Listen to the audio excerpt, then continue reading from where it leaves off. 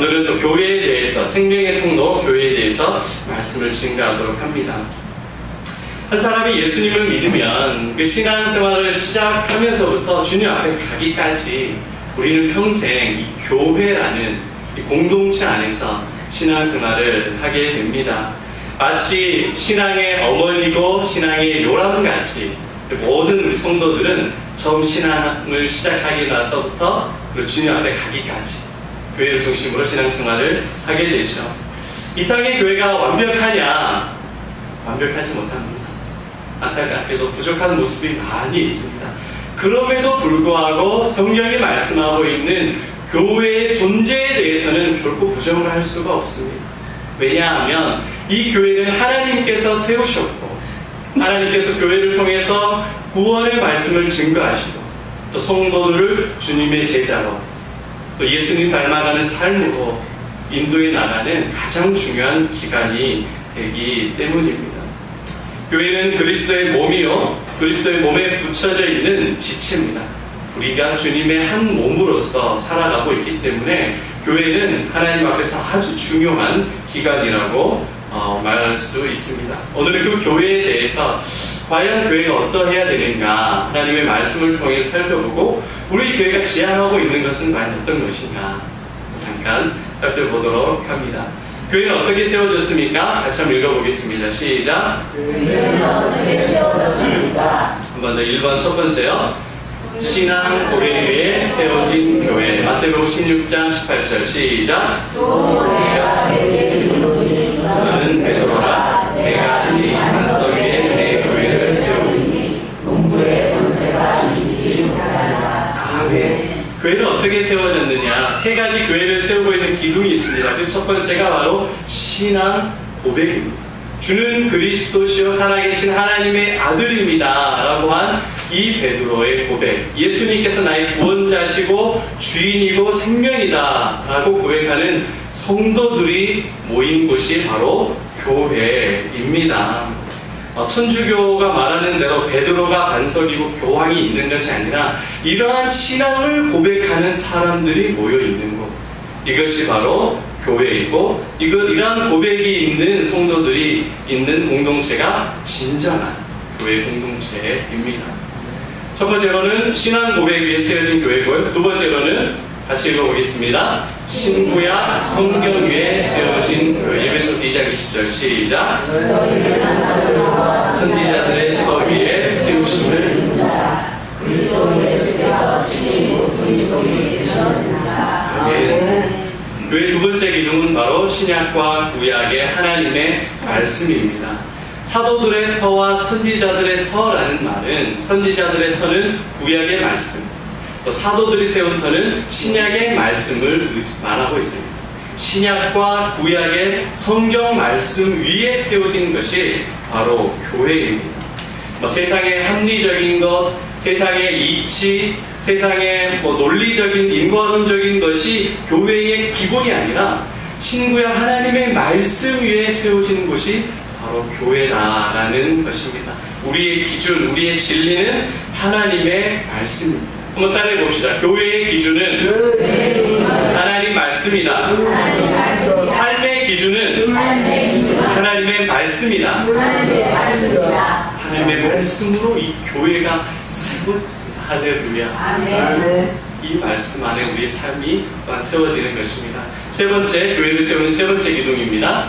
같이 읽어봅니다. 사역자 위에 세워진 교회. 사도행전 20장 28절 시작. 여러분은 자기를 위하여 모든 때를 위하여 성령이 그들 가운데 여러분을 감독자로 세우고 하나님이 자기 피로 사신 교회를 보살피게 하셨느니라. 모든 성도들 가운데 연약하고 부족한 그런 성도들 가운데 한 사람을 하나님께서 감독자로 세우셔서 교회를 보살피게 하셨습니다.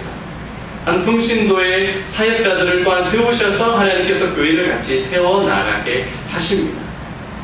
또 어떤 사람은 목사로 세우시고 어떤 사람은 장로로 세우시고 어떤 사람은 집사와 권사의 직분을 주셔서 하나님의 교회를 세워나가는 겁니다. 그런데 우리가 잘 생각해야 되는 것이 있어요. 그것이 뭐냐? 이거는 직분의 차이지 신분의 차이가 아니라는 겁니다. 뭔 말인지 아시죠? 이 목사, 장로, 집사, 권사는 직분이지 신분의 차이가 아니에요. 위아래가 아니라 좌우로 각각의 기능에 따라 하나님께서 주신 겁니다. 그런 그에 따라서 하나님께서 주신 권위가 있는 것이지. 은기한 성도 여러분, 하나님께서 주시는 그런 거룩한 직분을 사모하시고 직분을 감당하는 저와 여러분 되시기를 바랍니다. 교회를 세우는 세 가지 기둥. 첫 번째로는 신앙 고백, 두 번째로는 말씀, 세 번째로는 사역자. 그것을 통해서 하나님께서 교회를 세워나가는 것입니다. 과연 그리고 이 교회를 나타내는 다른 말은 무엇이 있는가? 두 번째 한번 살펴보도록 하겠습니다. 여러분 주보에 보면은 설교 요약본이 있습니다. 주일 예배 순서가 있고 다른 면에는 요약본이 있습니다. 그것을 보면서 여러분 따라오시면 되겠습니다. 교회가 세워지는 것 말고 교회를 나타내는 것은 어떤 것이 있는지 한번 읽어보겠습니다. 2번 시작. 교회를 나타내는 또 다른 말은 무엇입니까? 과연 어떻게 말하고 있는지 살펴보도록 합니다. 첫 번째, 지역교회, 강연적 교회. 2번, 우주적 교회. 굉장히 어렵죠. 쉽게 말하면 이런 겁니다. 지역교회라는 것은 각 지역에 있는 교회입니다. 이 아산시, 용화동에 있는 교회가 지역교회입니다. 용화동에 어느 교회가 있어? 옆에 한빛교회도 있고, 그리고 새생명교회도 있고, 우리교회도 있고, 각 지역마다 흩어져 있는 것이 지역교회입니다. 여러분, 우리는 지역교회로서 우리의 삶을 통해서 하나님을 향한 그 믿음의 삶을 살아가야 됩니다. 여러분, 신앙생활은 교회에서 해야 됩니까? 세상에서 해야 됩니까? 세상이라고 대답하세요. 신앙생활은 교회에서 해야 됩니까? 세상에서 해야 됩니까? 어떻게 하셨어요? 지혜가 있으시네요. 신앙생활은 교회에서 하는 것이 아니라 우리 삶에서 하는 겁니다. 내가 배우고 있는 학교에서, 가정에서, 직장에서 살아가는 것이 진짜 신앙생활입니다. 지역교회의 특성이 무엇이냐? 이 지역 안에서, 내가 살고 있는 생활 안에서, 내 자녀 안에서, 이 무더위 가운데 나 힘들고 피곤하고 괴로운 이 아픈 몸뚱아리를 가지고 생활하는 것이 지역교회의 특성입니다. 그렇다고 한다면 진정한 의미의 교회는 신앙을 고백하고 살아가는 우리 자신이 바로 교회입니다. 따라해봅시다. 내가 교회이다. 내가 성전이다. 고린도 3장 16절에 하나님께서 너희가 하나님의 성전인 것과 하나님의 성령이 너희 안에 거하시는 것을 알지 못하느냐. 하나님의 성령이 우리 안에 계시고 우리는 주님과 동행하는 우리가 바로 교회입니다. 지역 교회예요. 옆에 분에게 이렇게 고백합시다. 보통 분이 아니셨군요. 시작. 올라와서 죄송합니다.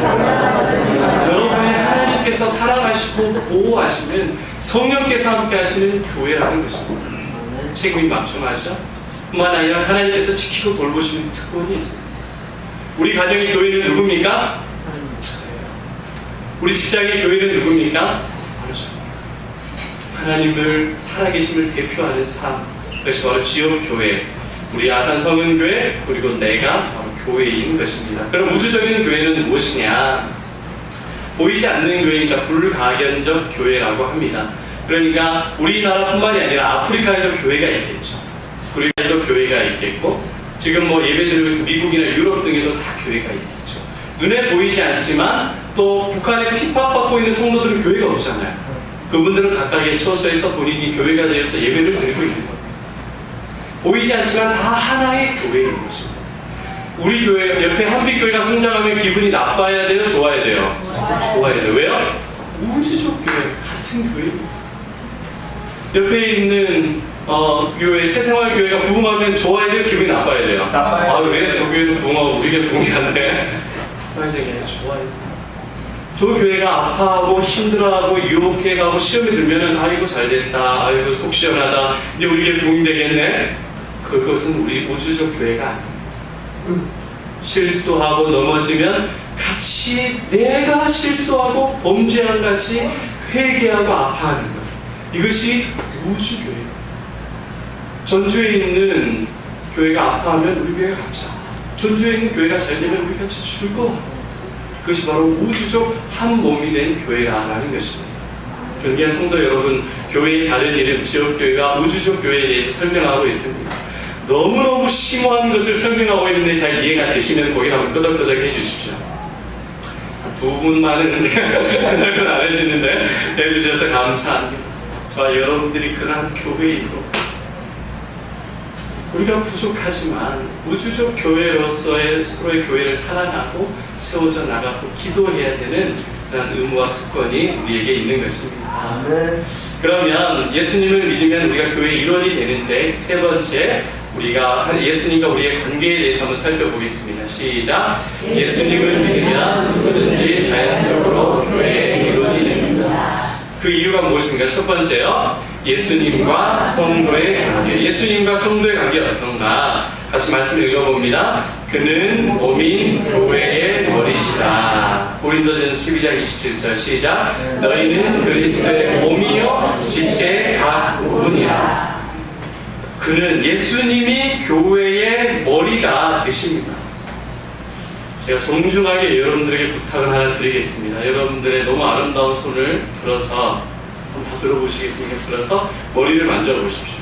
살짝 흔들어 보시기 바랍니다. 네. 자, 이 머리가 어때요, 여러분? 무거워요. 무거워요. 뭐가 들어서 무거울까요? 네. 하나님의 사랑이 들었겠죠. 이 머리, 여러분들이 만졌던 머리는 신체에 있어서 가장 중요한 부분 중에 하나입니다. 아무 중요한 부분이 없죠. 그러나 예수께서 우리의 머리가 되신다라는 것은, 머리는 제일 위에 있어요, 밑에 있어요? 위에 있죠. 예수님께서 우리의 가장 위에 되셔서 컨트롤 파워가 되신다는 거예요. 주님께서 명령하시고 우리는 순종하는 것입니다. 주님께서 우리의 머리가 되신다는 것은 우리의 생명이 되신다라는 것입니다. 혹시 머리를 떼고 사실 수 있는 분 손 한번 들어주시겠습니까? 감사합니다. 그런 분들이 없으셔서 다행입니다. 머리를 따라서는 어떠한 몸의 지체도 살 수가 없습니다. 그렇다고 한다면 예수님을 따라서 우리가 살 수 있을까요? 한 사람도 예수님을 따라서는 생명을 유지할 수가 없습니다. 살아도 사는 것이 아닙니다. 예수님을 머리에 두고 사는 삶은 주님의 말씀에 순종하는 것이고 주님과 생명의 관계를 이루는 것입니다. 예수님과 우리의 성도의 관계는 뗄래야 뗄 수 없는 그런 관계다라는 것입니다. 그러면 우리 성도와 성도의 관계는 어떠한지 한번 살펴보겠습니다. 2번 같이 읽어봅니다. 시작. 성도와 성도의 관계. 고린도전서 12장 25절 시작. 몸 가운데서 분쟁이 없고 오직 여러 지체가 서로 같이 돌보게 하셨느니라. 아멘. 죄송한데 제가 한 2주 전에 청년들이 와서 교회 사역을 했을 때에 제가 얼짱 몸짱이지 않습니까? 그래서 운동을 꽤 합니다. 다 못 믿으시는데 제가 생각하기에는 그렇다 그 말씀입니다. 그래서 여기 청년들이랑 같이 농구를 했어요. 농구를 했는데 농구를 정말 열심히 하다 보니까 제가 어지간해서 잘 안 다치는데 이 새끼손가락이 돌아가 버렸어요. 제가 이제 간간히 농구를 하다 보면 손 마디가 이제 붓거나 삐기도 하잖아요. 그러는데 마디가 돌아가 버렸어요. 야, 이거 보통이 아니다. 이 형태가 변형이 되더라고요. 손가락이 이렇게 생길 수도 있나? 이럴 정도로 이게 너무 돌아가 버리니까 마디가 돼가지고 움직일 수가 없더라고요. 와, 이 새끼 손가락이 돌았는데 제 발이 너무 놀래가지고 발이 막 뛰어가더라고요. 병원으로 막 뛰어들어가고 제 오른손이 걱정해지고 손 아파 힘들지 그러면서 오른손이 막 만져주고 걱정을 해주더라고요. 그리고 제 온몸이 이 새끼 손가락 향해서 새끼 손가락 아프지만 내가 도와줄게 하면서 이 손가락을 보여주고 지켜주더라고요. 무슨 얘기를 하는 겁니까? 새끼손가락, 이 5가지 손가락 중에 가장 사용하지 않는 부분입니다. 그렇지만 이 손가락 한 마디가 이게 골절이 아니라 뭐죠? 이게 탈골이 됐어요. 살짝 탈골이 돼서 붙이면 되는 겁니다. 이 탈골이 되는 것 가지고도 온 몸이 이 새끼손가락에 반응을 합니다. 아프지? 안 아프게 해줄게. 내가 이렇게 묶어줄게. 너를 지지해줄게. 도와줄게. 빨리 병원에 가줄게. 그러면서 온몸이 반응을 합니다. 성도와 성도의 관계는 어떠한가? 어떠해야 되는가? 같이 아파하면 내가 아파하고 어려우면 같이 어렵고 그 사람의 기도의 제목이 나의 기도의 제목이 되고 그 사람의 연봉이 오르고 잘 되고 직급이 올라가면 아이고 좋겠다. 아이고 그래 난 어려워. 아이 그래서 얼마나 잘 되나 보자. 이러는 것이 아니라 정말 내 자식이 잘 된 것 같이 축하해 주는 것. 이것이 성도의 관계라는 것입니다. 그런데요, 뭐가 있냐? 몸 가운데 분쟁이 일어나. 교회 안타깝게도 분쟁이 있을 때가 많이, 서로 다툴 때가 많이 있어요. 여러분 왜 분쟁이 납니까? 내가 대접받으려고 하면 분쟁이 납니다.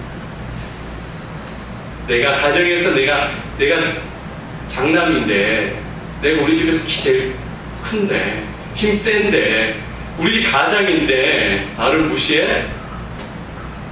대접받으려고 하면 분쟁이 납니다. 존귀한 성도 여러분, 가정에서 대접 받으시겠습니까? 대접하겠습니까? 교회에서 성도들에게 대접 받아야 되겠습니까? 대접해야 되겠습니까? 어르신들을 존경하고 아이들을 사랑하고 내가 대접받고 존경받으려는 것이 아니라 다른 사람을 대접하고 존경하는 것이 분쟁이 아니고 주님 안에서 한 몸된 지체로서 서로를 돌아보는 것입니다. 그러한 은혜와 사랑이 저와 여러분들 가운데 넘치기를 바랍니다. 이게 진정한 주님의 교회입니다. 한번 따라해 봅시다. 남이 나에게 못해주는 것은 당연하고 남이 나에게 잘해주는 것은 기적이다. 굉장히 길죠? 남이 못해주는 것은 당연하고 남이 잘해주는 것은 기적이다. 아멘. 내 남편이 100% 나한테 잘해줍니까? 아니죠. 속만 안 썩였으면 좋겠죠. 제발 밥 차려달라고만 안 했으면 좋겠죠. 내 뱃속으로 10달 뱃속에 있었던 내 자식들 100% 내 만족이 되던가요? 사고만 안 쳤으면 좋겠습니다. 용돈 많이 나는 거만 안 했으면 좋겠어요. 내 형제들 같이 살았는데 우리하고 살았는데 동구간들 100% 만족이 됩니다. 하물며 30년, 50년 생전 처음 본 사람들인데 다 내 마음에 들겠어요? 남이 나에게 못해주는 것은 당연한 거고 남이 나한테 잘해주는 것은 기적인 겁니다. 대접받으려고 하는 것이 교회가 아니라 대접하는 것이 교회이고 주님을 닮아가는 삶입니다. 주님 우리에게 예수님의 마음을 주셔서 이렇게 숨기는 마음, 삶을 살아가게 하여 주옵소서. 저 여러분들 이런 공동체 되기를 소원합니다. 그러면 우리 교회가 해야 되는 중요한 일은 어떤 것입니까? 사번 같이 한번 읽어보겠습니다. 시작. 교회가 해야 하는 중요한 일은 무엇입니까? 이게 중요합니다. 빌립보서 2장 5절 말씀 같이 읽어보겠습니다. 예수의 마음이니. 아멘.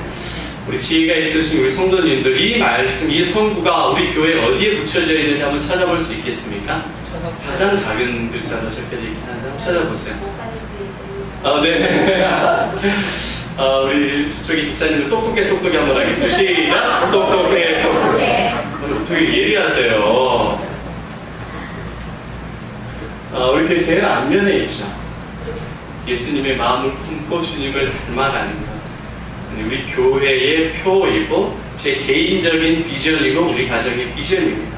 내 평생에 죽을 때까지 품을 마음이 이 마음입니다. 예수님처럼 생각하고 닮아가고 살아갈 수 있다고 한다면 과연 예수님께서 이 땅에 교회를 세우셨으면 어떤 교회를 세우셨을까 생각하는 것들이 우리 왼쪽에 보면 5가지 나와 있고 그 마지막으로 공동체에 대해서 한 가지 더 제가 설명을 하겠습니다. 첫 번째 한번 넘겨주시면서 파워포인트 하나만 넘겨주시면 첫 번째가 나올까요? 네. 첫 번째는 바로 예배 부분입니다. 예배는 하나님 앞에서 영광을 돌리는 것이 예배입니다. 스펄전 목사님은 예배에 실패하면 생활 전부에 실패한다 라고 말했습니다. 다시 한번 말씀을 드립니다. 예배에 실패하면 생활 전부에 실패한다 라고 말을 했습니다. 예배에 집중하고 찬양, 기도, 말씀에 집중하고 나아가야 됩니다. 그런데 지금도 자리는 여기 앉아있지만 머리는 자꾸 딴 생각하고 있는 분들이 많이 있으시죠. 저 사람이 나를 쳐다보고 있는가? 목사님이 내 삶을 다 알고 말하는 게 아닌가? 그리고 예배 끝나고 빨리 집에 돌아갔으면 좋겠다. 그 모든 생각들 다 내려놓고 누구에게만 집중하는 거? 하나님께만 집중하는 거. 예배 찬양도 은혜되고 말씀도 좀 좋았어요 했는데 딱 헌금 때 시험에 드는 사람이 있었어요. 보면서 내가 교회 들어오기 싫은 게 바로 이거야. 헌금이야. 초신자들이 이렇게 말합니다. 교회에서 부주 좀 안 거두면 안 됩니까? 헌금을 부주라고 그래요. 부주 좀 안 거두면 안 됩니까? 헌금은 부조가 아닙니다. 하나님께 드리는 감사와 믿음의 표현이 헌금입니다. 11조 감사헌금, 그 헌금은 성경에 명확하게 이야기를 하고 있습니다. 그런데 사랑하는 여러분, 체면으로 헌금을 드리지 맙시다. 체면 때문에 헌금을 드리지 맙시다. 차라리 하나님 앞에 솔직하게 알았어요. 하나님, 내가 헌금을 내려고 하는데 너무 아까운 마음이 듭니다. 내가 얼마나 열심히 수고해서 이렇게 번 건지 주님 아시죠? 지금은 아까운 마음이 들어서 도저히 못 내겠습니다. 내가 너무 고생해서 벌었거든요. 다음에 내가 낼 수 있는 믿음도 주님 주세요. 못 낼 것 같지만 이런 마음을 하나님께 기도하면 돼요. 그리고 헌금 때문에 교회를 떠나는 일이 없기를 바랍니다. 절대로. 하나님은 가난한 하나님이 아니에요. 여러분과 저에게 풍성하게 부어주시는 하나님이십니다. 아멘. 교회가 헌금 걷고 부족 얻는 데가 아니라는 거 여러분 오해하지 마시고 하나님에게 그런 믿음을 달라고 기도하시고 때가 되면 하나님께서 그런 믿음도 주실 것입니다. 아멘. 교회 가장 중요한 것은 하나님께 예배하는 예배의 성공자가 되어야 된다는 것입니다. 한번 따라해 봅시다. 예배의 성공이 인생의 성공이다. 예배의 성공이 인생의 성공이다. 아멘. 하나님의 가장 중요한 교회가 오히려 하나님을 예배하고 경외하는 겁니다. 두 번째로는 따라해 봅시다. 제자 훈련. 교회는 훈련받은 사람을 통해서 봉사의 삶, 재생산의 삶을 살 수가 있습니다. 훈련이 없으면 성장이 없어요. 신앙생활에 훈련이 없으면 열매가 없습니다. 왜 여러분들, 왜 나는 믿음이 성장하지 않을까? 왜 내 삶은 변화되지 않을까? 막 고민하는 분들이 있어요. 뭐가 없기 때문입니까? 훈련이 없기 때문에. 당연한 겁니다. 여러분 이제 리우 올림픽 지금 하고 있잖아요. 메달을 따는데 훈련 없이 메달 딸 수 있습니까? 없어요. 매일 PC방 가고 게임하고 드라마 보고 있다가 이제 힘 좀 써볼까? 하고 욕도 딱 들려 그러면 팔 부러집니다. 매일매일 말씀과 기도, 하나님께 헌신하는 훈련을 통해서만이 메달을 획득할 수 있고 삶이 변화될 수 있는 것입니다. 옆에 분에게 이렇게 한번 고백해 봅시다. 훈련은 선택이 아닌 필수랍니다. 시작. 예, 알겠습니다. 대답하세요. 여러분들의 신앙에 지름길이 있습니다. 삶의 변화와 은혜를 체험할 수 있는 지름길. 바로 하나님 앞에 말씀으로 훈련을 받는 겁니다. 이 훈련을 언제까지 받아야 되냐? 죽을 때까지. 목사라고 훈련을 안 받아야 됩니까? 장로라고 훈련 안 받아야 됩니까? 안수집사라고 훈련 안 받아야 됩니까? 군사라고? 아니요. 어떤 사람도 훈련이 없으면 신앙이 도태됩니다. 도태됩니다. 신앙에 있어서 회색지대는 없어요. 성장하거나 도태됩니다. 나는 가만히 본전을 유지하겠다. 절대 그런 거 없어요. 도태하고 있는 겁니다. 하나님께서 훈련을 받으시고 신앙의 성장과 삶의 변화와 열매가 있는 저 여러분 되시길 바랍니다. 그것이 하나님께서 응답하실 겁니다. 세 번째는 어떤 겁니까? 다음 세대를 세우는 것입니다. 다 같이 읽어보겠습니다. 시작. 제가 사사기 2장 10절의 말씀 읽어드리겠습니다. 그 세대 사람도 다 그 조상들에게 돌아갔고 그 후에 일어난 다른 세대는 여호와를 알지 못하며 여호와께서 이스라엘을 위하여 행하신 일도 알지 못하였더라. 아멘. 사사시대의 이야기입니다. 여호수아가 죽고 나서 그 다음 세대들은 하나님이 누구인지를 몰랐어요. 그래서 어떻게 됐습니까? 이스라엘의 최고의 암흑이라는 사사시대를 맞이하게 됐습니다. 그 이유는 단 하나, 다음 세대, 자식들의 신앙교육을 제대로 안 했기 때문입니다. 여러분, 자식들 내 마음대로 됩니까? 안 됩니까? 다 돼요. 자식들은 내 마음대로 안 되고요. 자식들의 믿음, 공부, 습관들 잘 안 됩니다. 누구에게 맡겨야 됩니까? 하나님께 맡겨야 됩니다. 이 다음 세대를 주님 앞에 맡겨야 됩니다. 여러분, 성경에 제일 중요한 위대한 사람을, 신앙의 인물, 믿음의 조상을 누구라고 봅니까? 아브라함이라고 보죠. 이 아브라함이 제자훈련을 시켰습니다. 딱 한 명 시켰어요. 누구예요? 이삭입니다. 이삭. 그래서 유대인들은 자녀들 교육에 목을 매는 겁니다. 13살까지는 이 아이가 무슨 일이 생기면 다 부모 책임이에요. 신앙에 있어서. 그런데 성인식을 하고 나서 13살 이후에는 부모들이 터치를 안 합니다. 그 전까지 자녀가 만약에 지옥에 가거나 만약에 그럴 일이 있다고 한다면 다 부모 책임이에요. 유대인들에게. 철저히 자녀들에게 신앙 교육을 시키는 겁니다. 지금 우리에게 필요한 건 다음 세대 교육. 초등부, 중등부, 고등부, 청년부. 이 아이들 소망하고 비전이 없습니다. 애들 고등학교 때부터 지금 벌써 뭐 먹고 살지 지금 걱정하고 지금 살아가고 있어요. 지금 옛날에 묵고대학생이라 그랬지만 지금 그 말이 달라요. 취업이 너무너무 힘듭니다. 세상의 유혹들, 문화들 하나님의 말씀으로 바로 세우는 것, 우리 교회가 해야 될 일입니다. 다음 부분 네 번째로 해야 될 것 같이 읽어보겠습니다. 전도와 선교. 전도와 선교. 사도행전 1장 8절에 보면 땅끝까지 복음을 증거하라고 주님께서 말씀하셨습니다. 여러분들은 땅끝을 어디라고 보십니까? 땅끝. 우리나라의 땅끝은? 네, 해남. 해남 땅끝만 가보셨나요? 우리나라의 땅끝은 해남. 우리나라의 땅끝, 이 지구의 끝은 지구의 해남이 아니라 지구의 끝은, 해남이 복음화 되면 주님 오시는 거예요. 땅끝은 그 밑에 브라질 밑에 있는 우루과이 그쪽 지역이더라고요. 네, 우루과이 알고 있는 자매도 있었네요. 그런데 하나님께서 말하는 땅끝은 예수님을 믿지 않는 그곳이죠. 제가 생각하는 땅끝은 세 가지입니다. 첫 번째는 북한에 복음을 전가해야 되고, 두 번째로는 미전도 종족, 아직 복음이 들어가지 못한 것, 세 번째로는 우리 가족, 그리고 믿지 않는 우리의 이웃들. 그분이 땅끝입니다. 옆에 분에게 인사해 봅시다. 땅끝까지 복음을 전합시다. 당신의 땅끝은 어디입니까?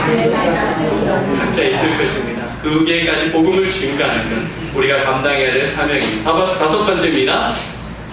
나눔입니다. 같이 읽어보겠습니다. 나눔. 나에게 베푸신 그 은혜와 사랑을 소외된 이웃에게 베푸는 것이 나눔입니다. 우리 교회에 새벽 기도가 있는데, 새벽 기도에는 기도를 두 번을 합니다. 첫 번째 기도를 뭔 기도하는지 아십니까? 보고 기도, 중보 기도입니다. 바로 나를 위해서 기도하는 것이 아니라 나라와 민족과 가난하고 어려운 이웃을 위해서 기도합니다.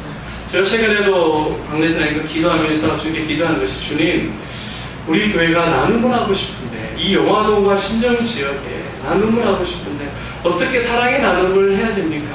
주님 가르쳐 주십시오. 지혜를 주십시오. 이 기도를 했어요. 교회가 있어야 되는 목적은 헌금을 거두기 위해서가 아니라 가난하고 힘들고 어려운 이들에게 복음을 전하고 이들이 살아갈 수 있도록 기도하고 봉사하는 데 그 목적이 있습니다. 나눔을 상실한 교회는 존재의 목적을 상실한 교회와 같습니다. 우리 교회 가운데 그런 나눔이 풍성해지기를 소원합니다. 그리고 마지막 뭡니까? 같이 읽어보겠습니다. 공동체. 네, 5개만 써놓고 공동체는 제가 여기에는 안 써놨어요. 여러분, 오늘 제가 설교를 주의 들어보셨으면 제가 교회를 말할 때 의도적으로 강조하는 단어가 있었을 거예요. 뭐였을까요? 우리 공동체라는 단어입니다. 여러분, 완전한 공동체를 찾으십니까? 정말 완전한 교회 공동체를 찾으세요? 저도 우리 교회가 그렇게 정말 이웃들이 서로 사랑하고 가난한 이웃들을 또 돕고 복음을 증가하는 정말 완전한 교회 공동체를 세우고 싶습니다. 그런데 진짜 완전한 교회가 있다고 한다면 여러분들이 그 교회를 가보세요. 그 즉시 그 교회는 불완전한 교회가 될 것입니다. 이해하시죠? 완전한 교회가 있다고 한다면 그 교회에 제가 들어가는 순간 그 교회는 불완전한 교회가 됩니다. 어디든지 완전한 교회는 없습니다. 지상의 교회는 세워져 가는 교회입니다. 하나님의 은혜로 주님의 제자로 만들어져 가는 것이 교회입니다. 아멘. 에베소서 4장 2절 3절에 보면 모든 겸손과 온유로 하고 오래 참음으로 사랑 가운데서 서로 용납하고 평안에 매는 줄로 성령이 하나 되게 하신 것을 힘써 지키라. 힘써 지키라. 공동체를 위해서 힘써 지키라라고 말씀을 하고 있습니다. 우리 공동체가 그렇게 서로 사랑하고 하나 되기 위해서 힘써 지켜야 될 것입니다. 그런데 예수님처럼 겸손하고 온유한 마음으로 사랑으로 용납하는 것이 어려워요. 어떻게 하셨어요? 그렇게 참고 인내하는 것이 정말 어렵습니다. 그러면 우리가 정말 바른 공동체, 이렇게 예배와 제자 훈련, 다음 세대와 전도와 선교와 나눔의 이 공동체를 세우기 위해서는 어떻게 해야 될까요?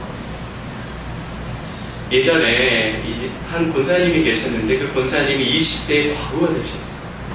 그런데 20대 초반에 결혼했는데 23살 때 아이를 가지고 딱 그때 남편이 돌아가신 거예요. 유복자가 된 거죠. 얼마나 어렵게 키워야 되는지 몰라요. 어머니는 이제 시골에서 자란 분이라 하나도 못 배웠던 분이에요. 그런데 자식 교육을 잘 시켜서 이 딸을 열심히 시켜서 유학을 보냈고 교수로 만들었습니다. 근데 이제 딸도 나이가 이제 들어가고 40이 되게 50 가까이 돼 가니까 엄마가 얼마나 고생하는지를 이제 알았잖아요. 그래서 어머니에게 엄마 너무 지금까지 고생했는데 필요한 거 뭐가 있어? 내가 다 해줄게. 말만 해. 그랬어요. 그러니까 어머니께서 아니 나는 뭐 필요한 건 없고 주일마다 아침에 교회 가는 것이 조금 힘든데 네가 좀 나를 좀 태워줬으면 좋겠다. 그리고 일하면 같이 간 김에 예배도 좀 드렸으면 좋겠다. 딸이 그 이야기를 한 거예요. 딸에게 그런 이야기를 한 겁니다. 그러니까 딸은 뭐 크게 어려운 것이 아니고 그럼 내가 그렇게 하겠다고 해서 주일날 딸이 이제 태워서 교회를 어머니 모시고 갔습니다. 얘도 고등학교 때까지는 신앙생활을 했어요. 근데 공부한다, 뭐 한다 하면서 신앙생활을 중간에 못했죠. 교회에 가니까 막 성도님들이 딸을 알아보고 어이구 권사님 드디어 권사님의 기도가 응답이 되었네요. 너무 잘하네요. 그래서 딸을 막 칭찬하는 거예요. 그리고 교회 목사님도 우리 권사님께서 사랑하고 애지중지하고 유학가고 그 모 대학의 유명한 교수님 오셨습니다. 그러니까 그래요 권사님? 그럼 사람도 달리 보고 하니까 딸도 굳이 뭐 교회에서 이렇게 할 필요까지 있냐 싶으면서 기분이 좋은 거야. 예배를 딱 마치고 나서 휴게실 가가지고 이제 딸이 차 한 잔 딱 먹으려고 하는데 자기랑 비슷한 이제 50대 연배의 사람 여자들이 와가지고 순수하는 된 거예요. 그래서 이제 뭔 얘기냐 들어보니까 좋은 얘기인 줄 알았더니 서로 헐뜯고 욕하는 거예요. 그 이야기 들으니까 딸이 오랜만에 교회 왔는데 아이고 예수님 믿어도 별 수 없구만. 불쾌한 마음으로 이제 자리를 떴어요. 3층에서 2층으로 내려왔습니다. 2층에서 딱 이제 자리에 앉아 있는데 그 교회 장로님이라는 분이 딱 보시더니 자기를 알아보고 박수를 차고 인사를 하더니 그 대학에 기부 입학을 청탁을 하는 거예요. 이 기부 입학이 뭐냐? 돈으로 대학을 가는 거죠. 평소에 자기의 소신은 열심히 자기가 노력하고 공부해서 대학을 가야지. 부모 잘 만나가지고 돈으로 대학 가는 것은 자기의 소신이 아니에요. 그런데 교회 장로님이 그러니까 본인은 충격을 받았어요. 정말 화가 막 부글부글 났지만 엄마 체면을 생각해서 참았습니다. 그래서 이제 옆으로 자리를 옮겼는데 옆에 이제 회의실에서 이제 싸우는 소리가 들리는 거예요. 그래서 안 들으려고 했는데 들어보니까 온갖 욕이 다 나오는 거예요. 세상에서 안 쓰는 그 욕들이 다 나오는 거예요. 와, 이 딸이 충격을 받아가지고 어떻게 예수 믿는 것들이 이럴 수 있을까? 예수 믿는 분들이 아니고 예수 믿는 것들이 이럴 수 있을까? 세상보다 정확하다. 분노해가지고요. 엄마가 있는 권사실로 엄마! 이 교회 다니지 마. 이 교회가 안 된다고 그랬어. 애가 막 흥분해서 말을 못하니까 딸이 그러니까 엄마가 당황하면서 아니 도대체 뭐 때문에 그러냐? 그러니까 딸이 이제 자초지종을 딱 이야기를 한 겁니다. 그 이야기를 듣고 있던 엄마가 뭐 배우지도 못했고 뭐 제대로 알지 못했던 그런 엄마한테 단호하게 딱 한마디 했습니다. 딱 딸의 눈을 쳐다보면서 나는 평생 교회를 다니면서 예수님만 봤는데 너는 교회에 딱 하루 나왔으면서 참 많은 것도 봤구나. 나는 평생 교회를 다니면서 예수님만 봤는데 너는 딱 하루 교회 나오면서 많은 것을 봤구나.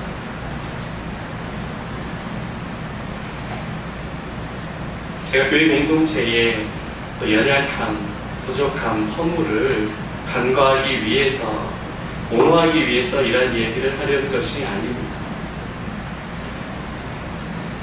진짜 교회에 다니는 성도라고 한다면 부족하고 허물이 많다는 걸 알죠. 인간적으로 약한 것도 다 압니다. 그렇다면 우리가 무엇 때문에, 무엇을 목표로 중심으로 하고 신앙생활을 해야 되는가? 다른 사람의 말로, 다른 사람의 행동으로, 다른 사람의 가치관 때문에 신앙생활이 좌우되는 것이 아닙니다. 오직 예수님을 바라고 예수님을 닮아가는 믿음으로 살아가는 것을 목표로 살아가는 것이 교회 공동체입니다. 우리 교회 공동체 보면 이렇게 적혀져 있어요. 예수님 닮아가는 믿음과 사랑의 공동체 아산성교회. 엄청 부담이 됩니다. 그렇죠? 예수님을 닮아가는, 예수님을 닮아간다는 것은 신앙의 목표입니다. 믿음과 사랑의 공동체는 어떻게 살아가야 될 방법입니다. 하나님을 향한 믿음, 그 성도를 향한 사랑이 있는 공동체. 아산성교회는 우리가 신앙생활을 해야 되는 현장입니다. 어디에서 사랑을 나눠야 되는, 공동체를 이루어야 되니까 성교회에서 이루어야 되는 것입니다. 예수님을 닮아가는 것은 목표. 방법은 믿음과 사랑입니다. 그것이 먼저 이루어져야 될 것이 바로 아산 성은 교회, 우리 교회가 될 것입니다. 그 신자한 교회의 모습이 되어야 되지 않겠습니까? 말씀을 정리하고자 합니다. 하나님께서 교회를 세우셨습니다. 교회의 세 가지 기둥, 신학의 고백, 그리고 성경 말씀, 세우신 사역자를 통해서 교회를 세웠습니다. 그리고 이 교회는 다른 말로는 각연적 교회와 불가견적 교회, 이 지역 교회, 내가 교회이고, 그리고 보이지 않는 교회로서 모든 교회를 우리가 사랑하고 축복해야 된다는 것을 더 배웠습니다.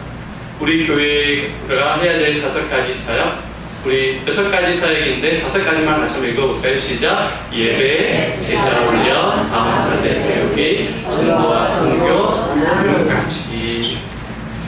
성숙한 성도가 성숙한 교회를 만들어 갑니다. 그리고 중요한 말입니다. 성숙한 교회가 성숙한 성도를 만드는 것이 아니라 성숙한 성도가 성숙한 교회를 만들어 갑니다. 하나님께서 기뻐하시는 그 교회, 예수님 닮아가는 믿음과 사랑의 공동체, 아산 성교회 되기를 주의 이름으로 축복합니다. 네, 같이 기도하겠습니다.